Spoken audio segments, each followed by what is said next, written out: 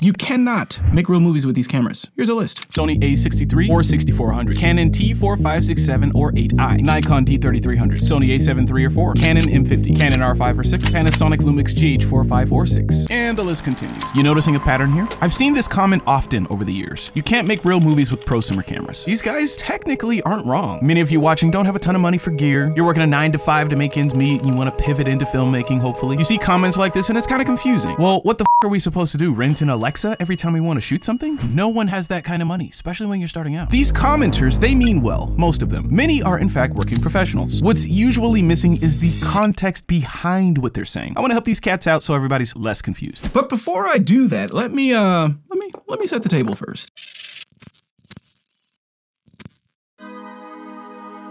Lena Dunham made a movie called Tiny Furniture. She shot it on a Canon 7D. Cool little indie flick. That film launched her career. The Duplass brothers made Puffy Chair. They shot it with a Panasonic AG-DVX100. This film was one of the cornerstones for the mumblecore movement. It eventually got picked up by Netflix back when it was called Red Envelope. That film helped propel their career. Drake Doremus both wrote and directed like crazy. Again, shot it on a Canon 7D. It was a Sundance hit in 2011. It launched that guy's career. Shane Carruth made Upstream Color. They shot it on a Lumix GH2. That film went on to become a huge cult classic. We shot my first feature, Unsound, on a Canon 60D. We screened that film at 25 international film festivals, winning 15 awards, in competition with some films that had 5 and 10 times our budget, shot with red cameras and such. What do these films all have in common?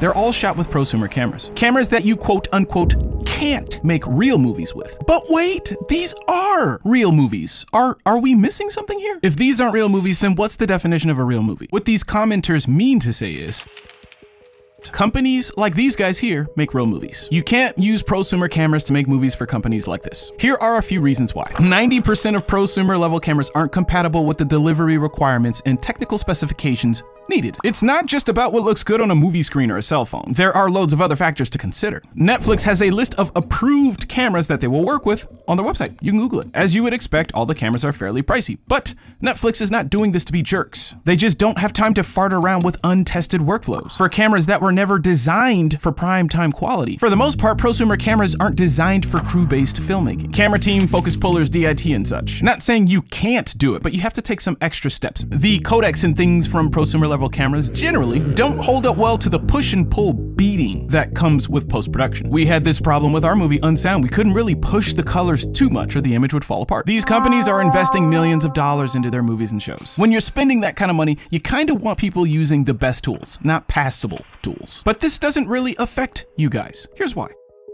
If you're a new filmmaker, getting onto Netflix is like step 105. You're on step 1. Focus on step 1 first, then step 2, then step 3, 4, and 5. Your goal isn't to match the quality of the big budget films that use big boy cameras. It's to match the storytelling. If you can tell amazing and engaging stories with a cheap camera, opportunities will come your way, trust me. Don't worry about making real movies. Focus on making good movies. Over in the Simplify Film Archive, we talk about how to do this. We look at examples from short films across the net and discuss actionable steps to telling engaging stories that get noticed. We just wrapped up our first composition challenge. I had a blast reviewing all the submissions. Hey, join us over in the archive, link below. Many of you have asked about my process for creating the visuals that you see in my videos. So I created a walkthrough of my workflow, from sourcing assets to Photoshop to After Effects to Premiere Pro. Take a peek over my shoulder, see how I do what I do. Link below. That said, I'm grabbing some eggnog. Happy holidays to you. Small tweaks make big peaks. T-Bird out.